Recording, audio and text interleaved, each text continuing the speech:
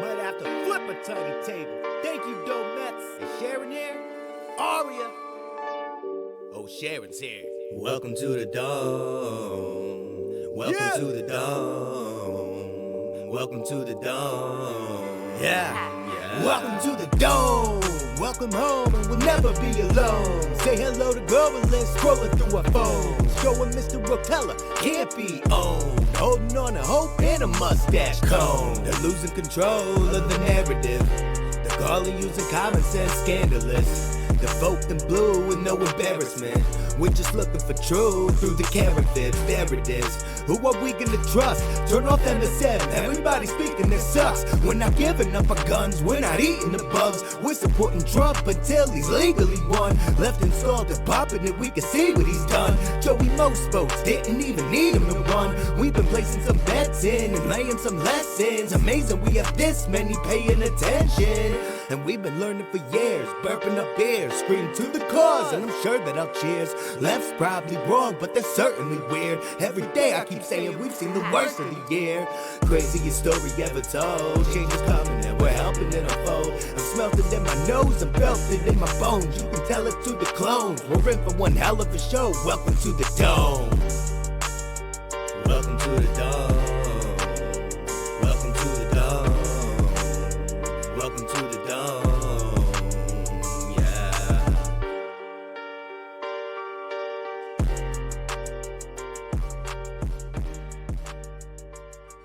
Go to the lobby, let's all go to the lobby. Let's all go to the lobby to get ourselves a treat. Let's learn. This will put such a nice little cherry on top of everything that we watched today about Venezuela. Let's learn, everybody. Before Europe knew of Venezuela, people thrived there. They were the land's first inhabitants. Diverse cultures emerged across varied landscapes from the Caribbean coast to the Andes Mountains and across the vast Orinoco Plains. These were societies deeply connected to their environment. The Carib peoples were known for their fierceness. They were skilled navigators and warriors. They dominated much of the northern coast and islands. The Arawaks, more agricultural, settled further inland. They cultivated yucca, corn and beans. You need that for rope? In the Andean highlands, the Tumoto-Cuicas developed sophisticated farming. They built terraces and irrigation systems. Their skills were remarkable for the era. Daily life was a blend of sustenance and spirituality. Hunting, fishing, and farming provided food. Pottery and weaving were common crafts. Shamans played a crucial role in their communities. They were healers and spiritual guides. These indigenous societies left a lasting legacy. Their presence shaped the very soul of Venezuela long before the arrival of European ships. Christopher Columbus sighted Venezuela in 1498. He called it Land of Grace. This marked the beginning of a new, brutal era. Spanish conquistadors soon followed.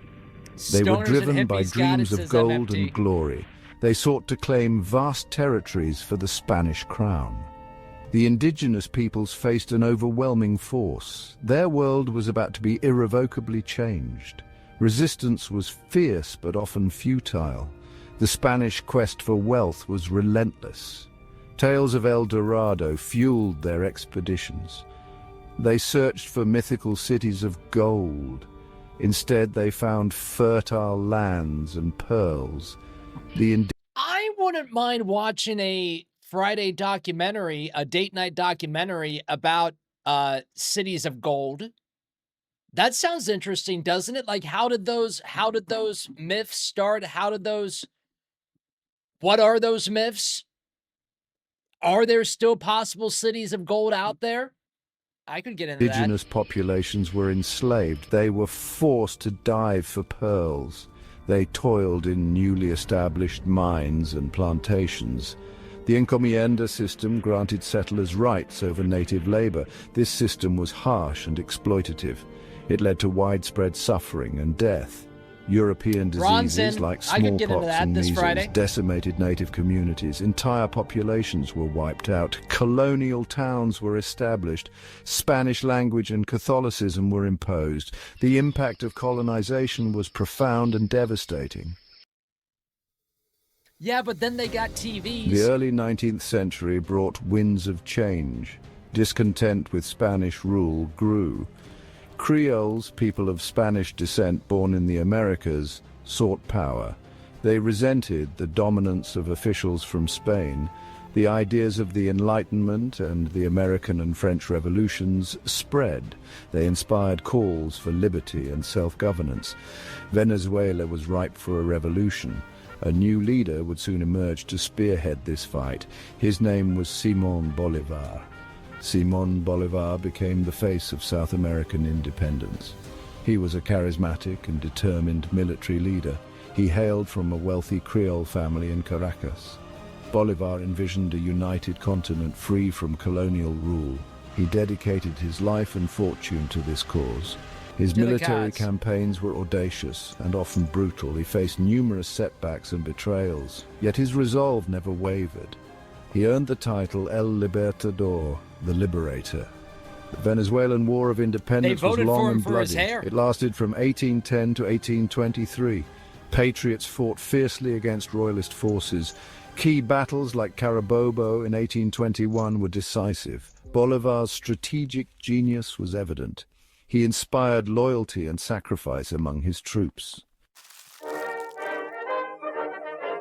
Independence did not bring immediate peace or stability.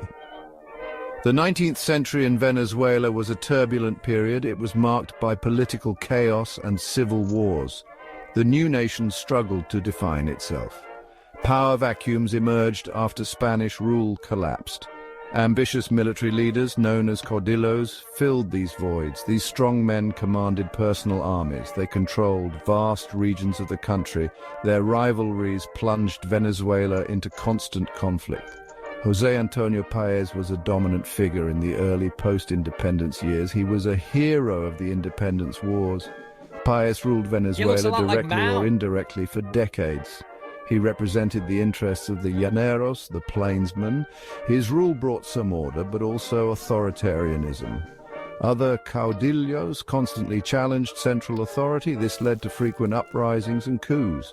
The country lacked strong, unified national institutions. Economic development stagnated amidst the turmoil.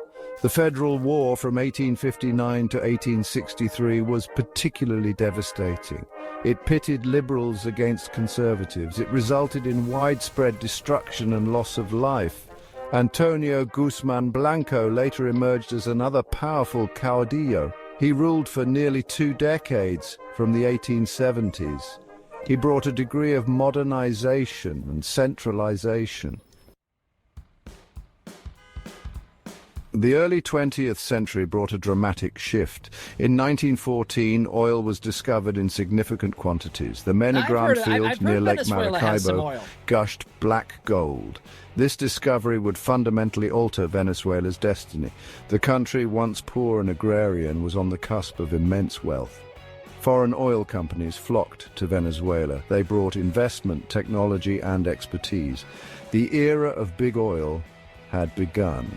Oil production rapidly expanded. By the late 1920s, Venezuela was a leading global oil exporter. The revenues transformed the national economy. Dictator Juan Vicente Gómez ruled during much of this early oil boom. He used the oil wealth to consolidate his power. He modernized the military and paid off foreign debts. Some infrastructure projects were initiated. Roads and ports were built to support the oil industry. Caracas began its transformation into a modern city. That's pretty. The oil boom had profound social consequences. It spurred migration from rural areas to oil camps and cities. A new working class emerged in the oil fields. Traditional agricultural practices declined. Venezuela became increasingly dependent on oil revenues. Wealth became concentrated in the hands of a few. Social inequalities widened significantly. Section 6, Democratic Aspirations and Economic Shadows, the Punto Fijo era. After decades of dictatorships, a new era dawned in 1958. A popular uprising overthrew dictator Marcos Pérez Jiménez. Venezuela embarked on a path towards democracy. The main political parties signed the Punto Fijo Pact. This agreement aimed to ensure political stability. It established a power-sharing arrangement. Acción Democrática, or AD, and COPEI became the dominant parties. They alternated in power for the next 40 years. This period saw relative peace. Venezuela became a showcase for democracy in Latin America. Oil revenues funded social programs and infrastructure development. Education and healthcare expanded. They opened a wizardry school. Those look like Hogwarts The country students. enjoyed a period of prosperity. This was especially true during the oil price boom of the 1970s. The state nationalized the oil industry in 1976. Petróleos de Venezuela. That's when Trump says that they stole the oil from us, right? When they naturalized everything? Or PDVSA was created. 76? This gave the government greater control over its primary resource. However, underlying economic problems began to surface. Venezuela remained heavily reliant on oil. When oil prices fell in the 1980s, the economy suffered. The country accumulated significant foreign debt. Austerity measures were implemented. Section 7, the Bolivarian Revolution, Hugo Chávez's ascent. The discontent simmering since the Caracazo found a voice. Hugo Chávez, a charismatic army lieutenant colonel, Didn't we bomb emerged. this guy's In tomb? 1992, he led a failed military coup. He was imprisoned but gained national attention. His televised surrender speech resonated with many. He criticized the corrupt political establishment. He promised a new path for Venezuela. Upon his release, Chávez formed a political movement. He prepared for a different kind of takeover through the ballot box. Chávez won the presidential election in 1998. He campaigned on a platform of radical change. He promised to end poverty and corruption. He invoked the legacy of Simon Bolivar. That looks like a He Nazi called his salute. movement the Bolivarian Revolution. His victory marked a turning point in Venezuelan history. He quickly moved to consolidate power. A new constitution was drafted and approved in 1999. It increased presidential powers and extended term limits. State institutions great were flag. reshaped. Chavez implemented ambitious social programs known as... These programs focused on health, education, and food subsidies. They were funded by high oil prices in the 2000s. Millions of Venezuelans benefited from these initiatives. Section 8, Crisis and Exodus, the post-Chavez era. Hugo Chávez's hand-picked successor, Nicolas Maduro, assumed the presidency. He narrowly won a contested election in 2013. Maduro inherited a challenging situation. Oil prices began to fall sharply in 2014. This exposed the vulnerabilities of Venezuela's oil-dependent economy. The government's economic policies faced mounting criticism. Price controls and currency restrictions led to severe distortions.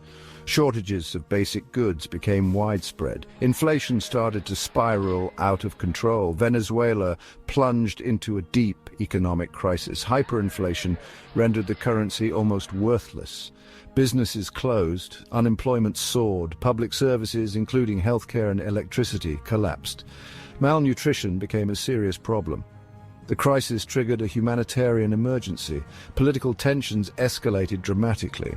The opposition won a majority in the National Assembly in 2015. But the government used its control of other institutions to sideline the legislature. Protests were met with repression. The socio-economic collapse led to a massive exodus. But do they have free Millions buses? of Venezuelans left the country. They sought refuge and opportunities in neighboring nations and beyond. Section 9. The enduring spirit, resilience and hopes for tomorrow. Despite years of profound hardship, the Venezuelan spirit endures. Ordinary citizens display remarkable resilience every day. They find ways to cope with shortages and uncertainty. They support each other through informal networks. Small acts of solidarity and entrepreneurship emerge. Families rely on remittances from relatives abroad. Communities organize to share scarce resources. This quiet determination is a testament to their strength. It is a fight for survival and dignity.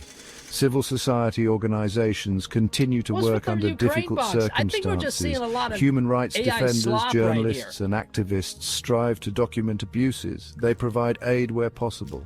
They advocate for democratic solutions. Their work is often risky. They face harassment and intimidation, yet they persist in their efforts. They represent a crucial voice for those suffering. They keep alive the hope for a more just and open society. It's all AI Their slop? courage Did is we an see anything from the actual country of Venezuela? inspiration. The path was to any of this recovery real? for Venezuela will be long and arduous. Rebuilding the economy will require fundamental reforms. Restoring trust in institutions is essential. We got Healing EU the deep flags social on and these political things? divisions will take time. I don't know if any of that was real at all.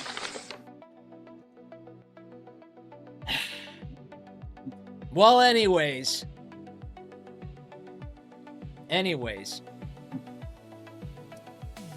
Where's the stream gonna be next? Where's the chat gonna be next, my friends? It's Monday night. It's Monday night. Dome After Dark will be live this evening with your host, Ronnie.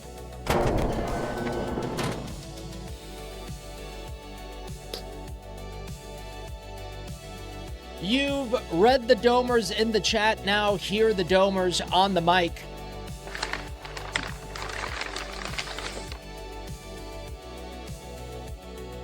Let me set up that raid, and we're gonna hang out and chat for a couple minutes, everybody. If you'd like to do some chat with the chat,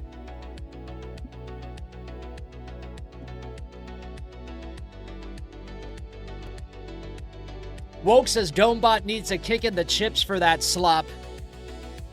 What I think that was, and tell me if I'm wrong, Woke, what I think that was they entered in like a script into like a program that has all this like B footage or whatever, and then the program just put it all together using whatever B footage was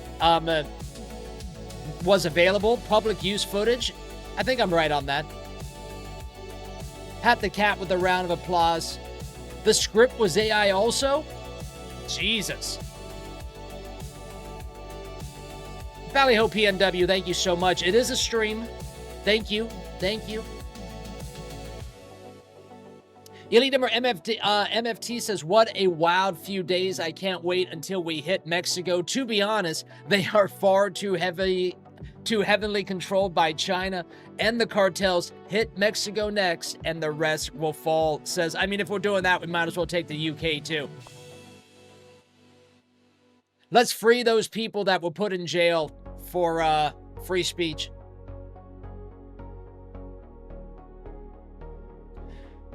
Illidumer MFT says, then take Greenland. Yeah. Wee, says Brad. Brad's just along for the ride, man.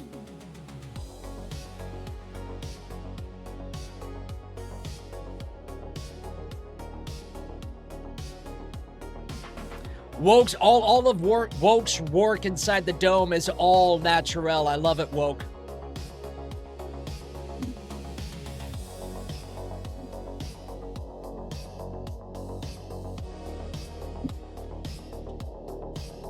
Marty says, fuck Europe. Europe's going to be the most interesting part.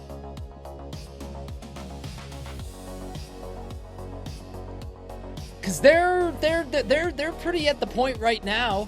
You know, people are being jailed over free speech, over freaking social media posts. Are you kidding me? Oh my God, we'd be in solitary confinement till death. Jesus.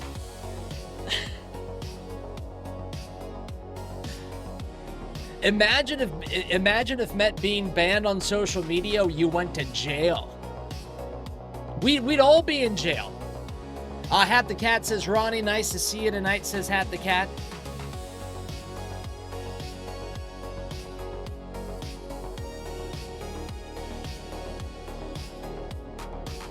God, I'd be in jail with 5 consecutive life sentences.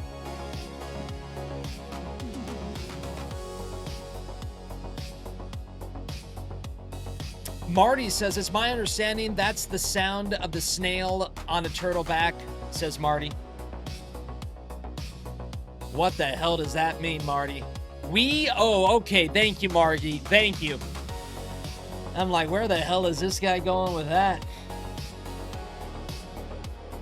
Elidum Wokeponymous says over 3,000 peeps ended up in police station in the UK last year for Twitter posts. Oh my God, that is mind-blowing to me. That is, I don't even know if that's scary. That's just stupid. Ron Cargo says, since Venezuela will be the 51st state, will Alberta, Canada become the 52nd? Hell, we might be up to 100 by the time Trump leaves office. Let's fucking go, says Ron Cargo.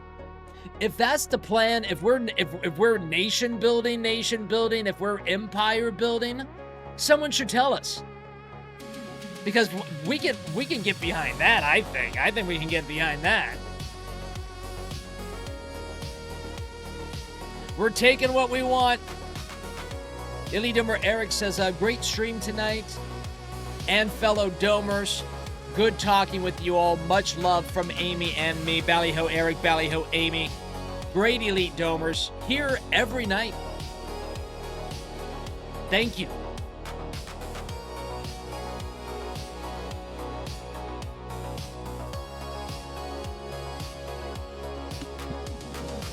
Let's go to the den.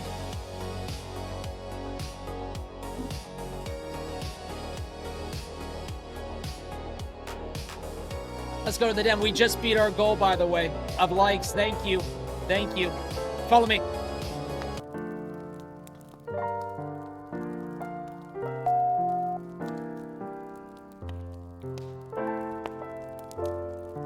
Oh, hi.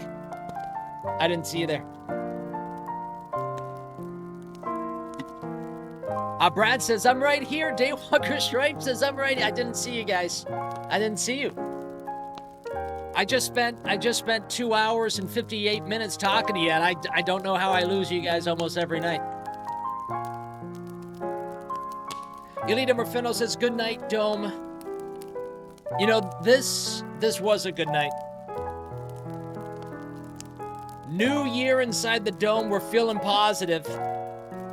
That freaking, that date night, last date night when we did the Nick Fuentes documentary, go look at those numbers, man. We're pushing 20,000 views organically off that content. Great time period to drop that content. Nick Fuentes taking until the 12th off. So dropping that content right when we did, it is getting attention. Good job, Dome. Good job, guys. Good job. So, what are we going to do tomorrow? I don't know yet. Because it hasn't happened. Great to see you guys here tonight. Tune in tomorrow. We'll be here. If you had a great time tonight, my name is Mr. Rotella.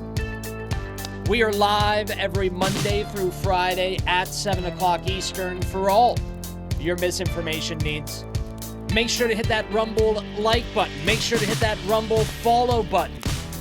And until tomorrow night at 7 o'clock, Ballyho. My friends, if you are going to join Ronnie and the world-famous Dome chat and you're on your TV, hit that join button. It's somewhere. If not, you're being sent through the tunnels right now.